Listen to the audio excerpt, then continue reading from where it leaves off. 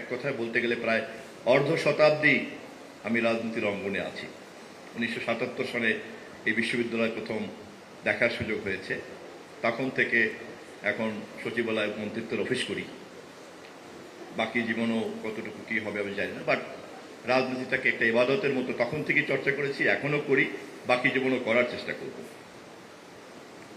সেই অভিজ্ঞতার জায়গা থেকে আমার যে সীমিত জ্ঞান, সেই জ্ঞান থেকে আমি এই সুযোগে আপনাদেরকে, বিশেষ করে ঢাকা বিশ্ববিদ্যালয়ের ডিবেটিং সোসাইটি আজকের অনুষ্ঠান এবং যারা এখানে উপস্থিত, তাদেরকে আমি বিনীতভাবে অনুরোধ করব যে আমাদের দেশে এবারের মতো এই মুহূর্তে যে সুযোগের মধ্যে আমরা দাঁড়িয়ে আছি, এত বড় সুযোগ দেশকে সঠিক খাতে রূপান্তরিত করার এর আগে আর কখনোই আসে নাই।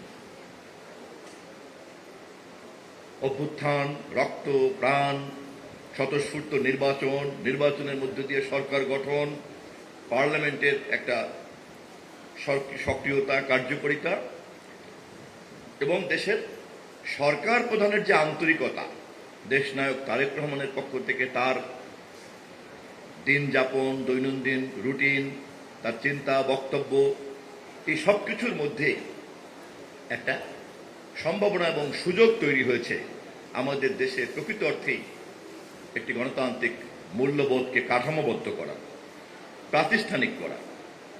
তা নাহলে কিন্তু আমাদের এই অর্জন আবার হাওয়ায় মিলিয়ে যাবে।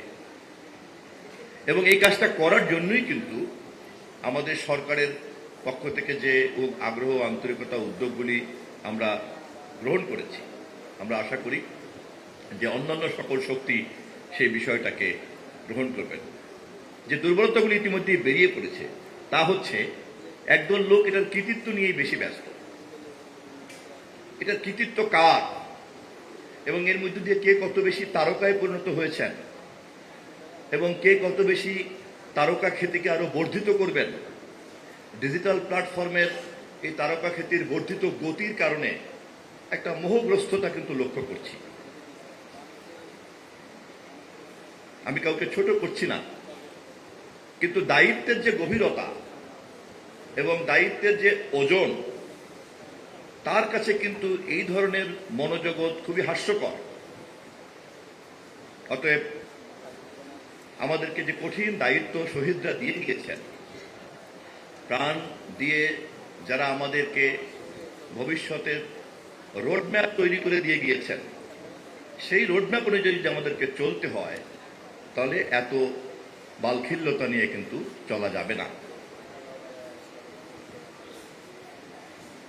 আমাদের অনেকের মধ্যেই এই সমস্যা থাকতে পারে, কিন্তু সরকারের পক্ষ থেকে আমি আপনাদেরকে জানিয়ে রাখছি যে আমরা প্রতিটি মুহূর্তেই সর্বোচ্চ চেষ্টা করছি যে এই অর্জনকে সমন্বয় করে সকল শক্তিকে সাথে নিয়ে আমরা এর একটা অভীষ্ট লক্ষ্যে নিয়ে যাব। এবং তা যেতে গেলে পরেই আমাদের প্রথম চ্যালেঞ্জটাই হচ্ছে যে আমাদেরকে সংসদীয় ব্যবস্থাটিকে একটা কার্যকরী ব্যবস্থায় রূপান্তরিত করা এবং ধারণ করা। এই কাজটি হচ্ছে সবচেয়ে মৌলিক কাজ। যখনই একটি দেশে আস্থাভাজন সংসদীয় রাজনীতি প্রাতিষ্ঠানিক রূপ লাভ করবে, তখনই কিন্তু রাজনীতিকে আর ভিন্নভাবে চর্চা করার সুযোগটা সংকুচিত হয়ে যাবে। আমরা ইতিমধ্যে এই চ্যালেঞ্জটা ফেস করছি। আমরা দেখেছি যে গণতান্ত্রিক মূল্যবোধ এবং সংস্কৃতির অভাবের কারণে সংসদে বিতর্কের সকল সুযোগ থাকা সত্ত্বেও গণতান্ত্রিক আন্দোলনের কোনো মিত্র শক্তিরা তারা এই অভ্যাসের মধ্যেই ঢুকে পড়ছেন বারবার। আমরা বিশ্বাস করতে চাই যে এই বিভ্রান্তি থেকে তারা বেরিয়ে আসবেন।